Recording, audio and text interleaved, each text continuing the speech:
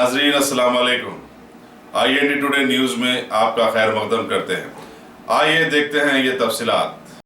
कुल हिंद मजलिस इत्तेहादुल मुस्लिमीन के सदर मोहतरम और हल्का हैदराबाद के पार्लिमानी मेंबर बैरिस्टर असदुद्दीन अवैसी की सदारत में आज दारुस्सलाम में एक मीटिंग बुलाई गई, जिसमें मजलिस के सभी MLAs, कॉरपोरेटर्स और सैकड़ों इलाकों के इब्तदाई सुदूर व मोतमदीन और हरकती कारकुनों ने शिरकत की। इस मौके पर बैरिस्टर असद साहब ने बताया कि रियासत में इसी साल नवंबर में ही आम इंतखाबात मुनक्किद करवाना मुतवक्को है, चाहे असेंबली और पार्लिमानी इंतखाबात एक साथ मुनक्किद किए जाएं या फिर अलग अलग। कुल हिंद मजलिस इत्तेहादुल मुस्लिमीन इनका सामना करने के लिए बिल्कुल तैयार है। उन्होंने आगे बताया कि हुकूमत जहरीले अंदाज में इलाकों को तकसीम भी कर सकती है, लिहाजा हमें भी हर तरह से बिल्कुल तैयार हो जाना चाहिए।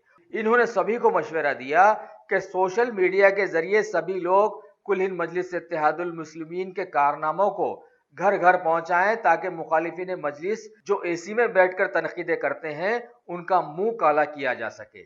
इस मौके पर सदर मजलिस ने खास तौर पर सारे ही कारकुनों को याद दिलाया कि हुकूमत से कुल हिंद मजलिस इत्तेहादुल मुस्लिमीन ने पुराने शहर के हर इलाके के तरक्की के लिए 5-5 करोड़ के बजट की इजराई करवाई थी, ताकि ड्रेनेज सिस्टम को बेहतर से बेहतर बनाया जा सके।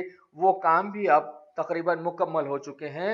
लिहाजा इन्होंने अपने सारे MLAs को ये मशवरा दिया है कि रमजान के बाद वो अपने अपने इलाकों में इनका इफ्तिताह करवा लें।